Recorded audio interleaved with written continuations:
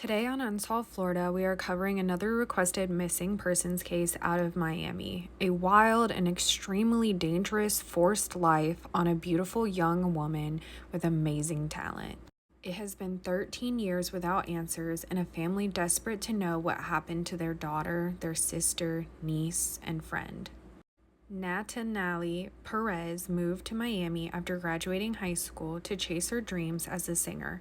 According to her family, this dream did not last long, and quickly after moving from Sebring, Florida, she was enslaved into a violent sex trafficking ring.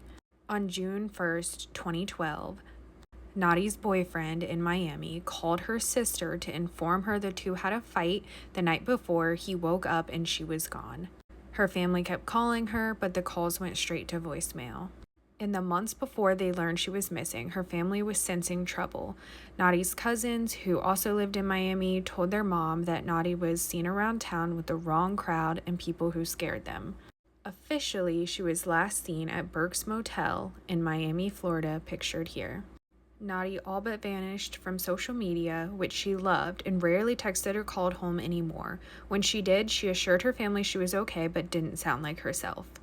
When her family went to the police initially, they told them there was nothing that they could do because she was an adult, which we have heard so many times. Don't even get me started on that. In a news interview, her aunt recalled when her cousins found her.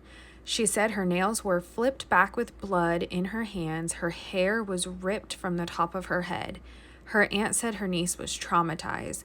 Nadi said she was being forced to do things she didn't want to do, and she was being recorded. Nadi described a world of high rollers where they dressed like rich girls and were sold for sex to powerful men with millions of dollars and expensive cars. She was drugged and beaten to comply, was restricted from food. She also told her aunt about a website called Backpage where clients could see her photos and buy her for sex with a credit card. Then Nadi told her aunt about all the other girls who were also in the sex trafficking ring, some from other countries, but most of them were small towns just like her. So her cousins got her in Miami and took her back to her mother's house in Sebring, but she wouldn't stay there for long. Her mother said in an interview that Nadi was constantly on the phone and she believes it was her pimp. Before she knew it, Nadi was back in Miami after she told her family they could hurt her body, but they would never hurt her soul. It is believed that she was blackmailed back into Miami by her recorded sessions and photos. After her family did not hear from her when she returned to Miami, they successfully filed a missing persons report. Her family went above and beyond to find her, dressing up to get into fancy nightclubs just to ask if anyone had seen her. They investigated her and her friends' social media accounts. They worked with the Anti-Predator Project, hired a private detective, and began working with the National Center for Missing and Exploited Children. Here is an age-progressed picture, although she would be 31 today, not 27.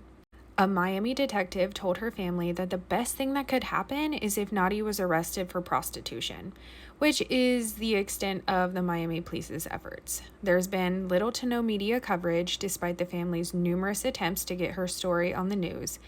Most of the information I have today is because of the Anti-Predator Project and the family's private investigator.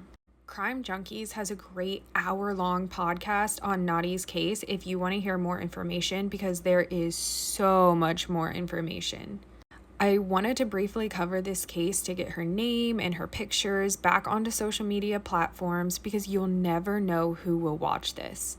If you're local to the Miami area, please consider sharing this video with your friends, your neighbors. Her family does believe she might have been relocated to another city or perhaps another country. Like I said, Crime Junkies has a wonderful podcast with lots of information about her friends, her boyfriend, suspects, other girls that she knew that she said were friends. The family even had some recordings of different compromising pictures and videos, which was handed over to Florida law enforcement, but nothing has been done. Given sex trafficking's secret and scary nature, I'm really afraid for her. Plus the fact it has been so many years. In that industry, women, children were all disposable. This beautiful girl had dreams of being a singer, moving to the city, and enjoying life. She might still be out there. We don't know. Natty would be 31 years old today. At the time of her disappearance, she was 5 foot 1 inch tall and around 130 pounds. She is black and Latina, had black hair and brown eyes, pierced ears, and a tattoo on her left wrist. If you have any information about Natanalie, please contact the Anti-Predator Project hotline 24/7 at 305-796-4859. You can also call this number if you need help and you think a loved one is being trafficked. They do not involve law enforcement. It's a nonprofit agency that is helping so many children, women, you name it. So again, if you're local to this area, please share this video, and if you love watching videos like this, please consider subscribing, following, so you can catch all of the videos that I post. That's it today. Thanks for watching.